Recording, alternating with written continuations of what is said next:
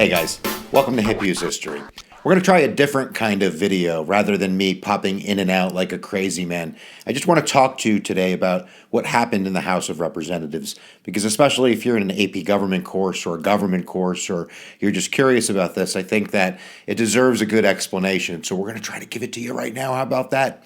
I'll just kind of give you an update if you don't know, or if you're watching this later and it's like, 2060 and you're trying to figure things out. The House of Representatives pulled a bill from the floor today.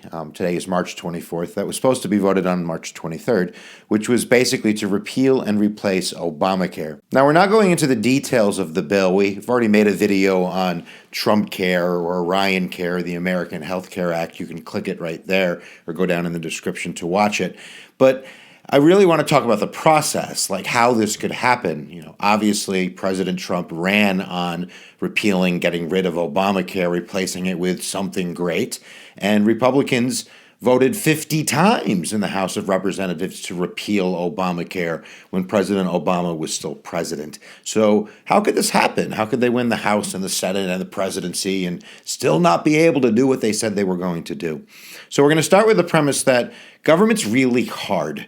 It's easy to say things and it's easy to be against things, but to actually do something in the House of Representatives and then to get it through the Senate and then get it to a president who's friendly to you to sign it is very, very difficult. That's why we don't have a gazillion laws. And of course, that's why you can go to the Federalist Papers and the Constitution and read why we have a such complicated system. It's meant to be that way in order to forge compromise and to slow the pace of change to keep a stable government. I think that's probably the biggest reasons. Now, we've heard a lot of talking points about Obamacare, about how great it is and how it's the worst thing since slavery. But like everything in life, neither here nor there, it's somewhere probably in between, depending on what you look at and how you look at it. Now, first, if you look at how it was passed, yeah, it's ugly. Now look at how they tried to get this GOP piece of legislation through the House. It was ugly, making promises and backdoor deals and midnight sessions and people not really reading the bill to the morning of the votes. It's the same thing that happened with the Democrats back in 2008. So whether you like Nancy Pelosi or you don't like Nancy Pelosi, she gone and get her done. She was able to do what Paul Ryan wasn't able to do. Now, of course, there's different stances on health insurance. And again, I don't want to get into that. But the basic premise, of course, is that Democrats believe that it is a right and Republicans believe that it is a responsibility. Republicans believe the free market should take care of it. Democrats believe that as a society, government should, like the police and the firemen, have the doctor in a sense. That's generally the polar, opposite spectrum here. So the Democrats were able to form that coalition. There are blue dog Democrats. There are Democrats that have social conservative values who don't like big government. They exist. Maybe not as much as they did in the past, but they're around. And we'll call these moderate to center-right Democrats. And then there's a wing of the Democratic Party that is very, very progressive. People like Bernie Sanders, right? He's, a avowed socialist. So in the Democratic Party, Nancy Pelosi was able to take these coalitions and do that sausage making we call lawmaking. Go, I'll give you that if you give me this, and I'll give you that, and I'll give you this. And people, I understand, go, that is terrible. That is such disgraceful behavior for Congress. Oh, my goodness.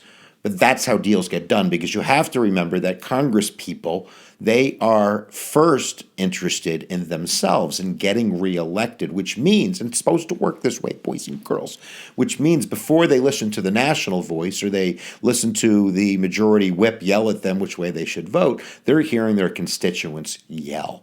Now, certain groups, they're a little bit more insulated than other groups. So if we take, for instance, a liberal from New York City is very liberal, right? That district is overwhelmingly going to vote for that congressman or congresswoman. So they don't have an incentive to compromise.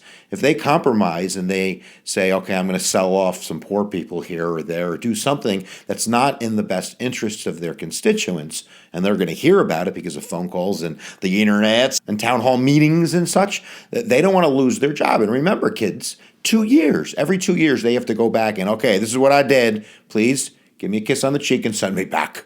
And if they do something that is dramatically opposed to their constituents' wants and needs, then they're not going to get sent back.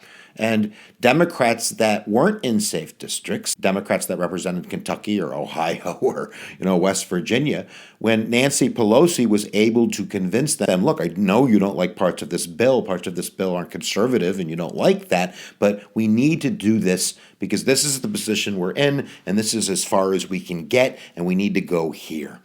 And they voted. And they lost their jobs.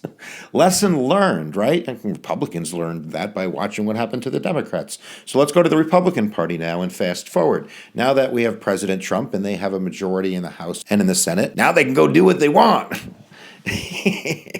You are so gullible. We don't even want to talk about the Senate. The Senate has its own rules, some by law, some by tradition, that basically say, unless it's a budgetary item, you're going to need 60 votes because, again, we're interested in forging compromise, not having radical revolutions every election where another party takes over and because they have a simple majority, they can wave a magic wand and change public policy. That might be too much. You rock the boat. Don't rock the boat, baby, said the people who developed the republic. So Republicans would need for major changes 60 votes. But to do a basic repeal and replace, yeah, they can do it through what's called reconciliation. That's 50 votes. But there are other obstacles, and that is namely the coalitions that exist in the Republican Party, just like the Democratic Party. There's a group called the Tuesday Group. Tuesdays with Maury. No, I kid you. But it's called the Tuesday Group. There's about 50 of these House Republicans that come from blue states, states like New Jersey, or I know Pennsylvania's red, but suburbs of Philadelphia or from upstate New York. Now, these aren't constituents that are radically right. These are probably a mix of different types of workers and people that are kind of centrist that lean to the right. They're a little bit more conservative than people in the rest of New York State, but they're not Tea Party people. They're not ultra-conservative ideologues. So they would have to go back to those voters and say, we have repealed Obamacare and we've done X, Y, and Z, which is going to hurt you. They're not going to get reelected. They learned that lesson from the 2008 Democrats. But then you have other constituencies, a smaller group called the Freedom Caucus. These were the Tea Party revolutionaries. They believe in stopping the big bad government, right? You have to say no to everything, no compromise. I wear my heart on my sleeve because you can, because your district might be gerrymandered. Go watch the gerrymandered video in the description. You can learn so much. But they don't have to worry about getting reelected, so they can vote the way they want to vote. And if they don't, if they compromise, if they go, this is the best for the country, the best we can do, we're going to have to vote for it, then they're not going to get reelected. They're going to get primaried. Somebody's going to knock them out in the pre-race before the race. So the lesson here is very, very complicated. And I think that maybe President Trump, and this isn't just a partisan, talking point, perhaps overestimated the art of the deal when it comes to politics. Because when you're negotiating for an Atlantic City hotel, that's different contextually than when you are having negotiations within the framework of the Constitution with hundreds and hundreds of representatives that have one interest, themselves and the people that they represent. So what happens now? Paul Ryan couldn't be Nancy Pelosi, couldn't put those coalitions together. So now I guess we find out whether or not they can come together for other very controversial and hard things to do, like tax reform. And again, that moderate Republican, and there's 50 of them, right? There's only 30 of the Freedom Caucus. They're a larger part of the Republican Party than the most conservative members of the Republican Party. Then there's about 50 party Republicans, people that are pretty loyal to the Republican Party, but they believe in politicking. They believe in compromise sometimes. That's why they were able to do this bill. So where do they go from here? I guess we find out if Paul Ryan can hobble together a coalition that works. And then it's got to go to the U.S. Senate, where in many cases it's going to need 60 votes. It's going to need Democrats, or it's going to get filibustered. There's a filibuster video down in the description. Oh, my goodness, nobody's got time for that.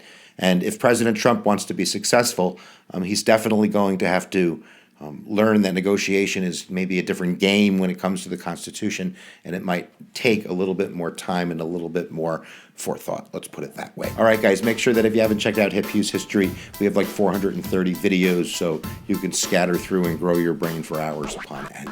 And I'm going to say it because I say it at the end of every lecture I do, and even though this is technically not a lecture, maybe it is. I don't know. I'm going to say it anyway. Where attention goes, energy flows, and we'll see you guys next time that you press my buttons.